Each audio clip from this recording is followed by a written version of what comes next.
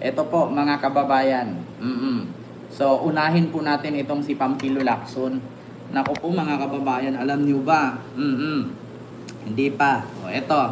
Mga kababayan, yung picture na kumakalat ngayon, no, patungkol dito kay Pampilo Lacson, mga kababayan. Ano nga ba itong picture na to, mga kababayan? Ito po, oh.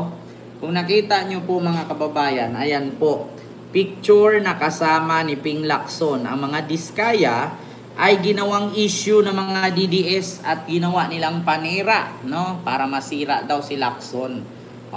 Yan po ay inilabas po ni Kiko Barsaga, no? Si Kiko Barsaga po ang naglabas niyan, pinost niya.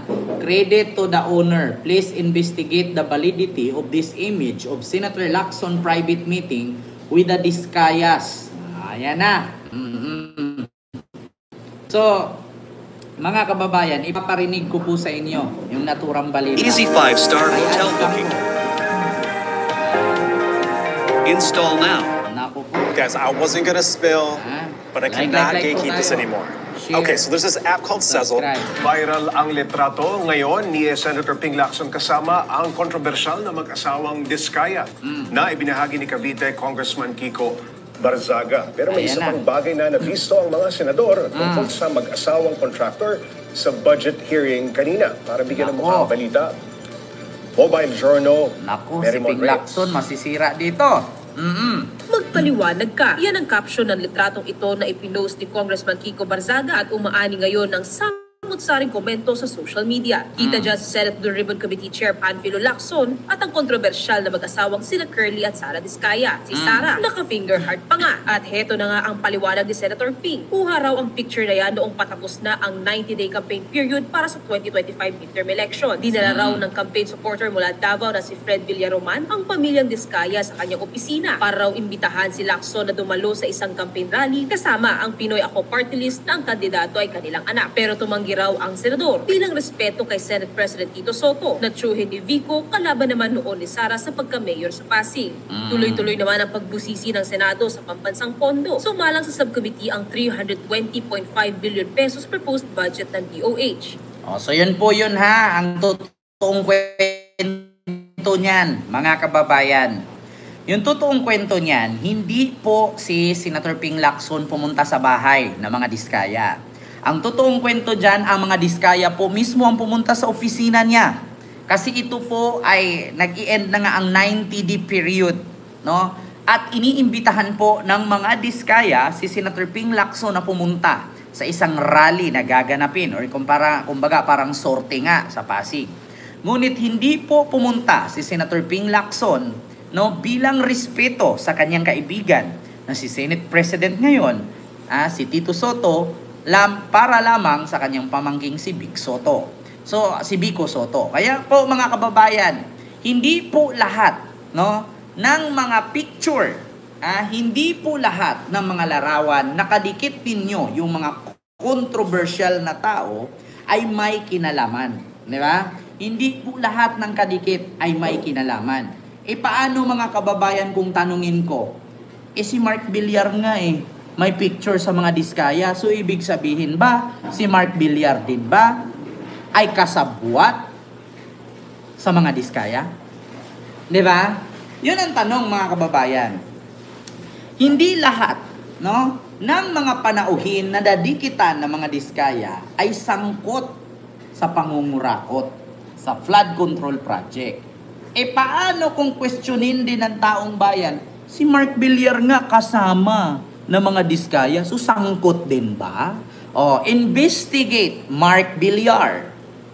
Di ba? Investigate. Yung pumalit kay Mark Villar na taga Visayas na isang DPWH secretary bago naging senador si Mark Villar. So imbestigahan din 'yon. Bakit? Kasi kadikit. Yung pagdikit ba ni Aramina kay Diskaya, so sangkot din ba si Aramina sa flood control? Hindi po lahat ng kadikit ng mga Diskaya ay sangkot. Minsan kasi mga kababayan, ang mga Diskaya mismo ang pumupunta sa opisina. Si Roger Mercado, sabi ni Sir Elijah Silibre. Yung picture na pagkasama ni Roger Mercado, ang mga Diskaya. So ibig sabihin ba, ay kasabwat din ba si Roger Mercado? Yung picture ba nakasama sa mga diskaya itong si Mark Villar? Ibig sabihin ba kasabwat si Mark Villar? Nagtatanong lang po, di ba? Kayo mga, sa totoo lang kayo mga DDS, minsan may nawawala sa inyo, minsan may nadadagdag, di ba? Hindi naman po ako nagtataka na ang mga DDS may something, di ba? Ayaw ko ng pangalanan, alam nyo naman, ya? Magugulat ka na nga lang minsan nangangalmot, minsan tumatahol, minsan nagmamyaw-myaw, di ba? Hindi na po yan bago sa amin. Immune na ang taong bayan na kadalasan sa mga DDS, kung hindi bobo, buang. Di ba? Oo, hindi po yan bago sa amin. No? Nakadalasan sa mga DDS, kung hindi bobo, buang. Di ba? Pero hindi sila bulag. Hindi sila bungol. Yeah? Immune na kami dyan. Sino pa ba ang dapat magsama? Di ba yung tanga, bobo? Wala naman sigurong tanga at matalino ang nagsasama, mag-aawayan sila. Di ba? Pero pag buang at bobo magsama, disim dugo yan, disim lipad yan, disim din bagsak. Di ba?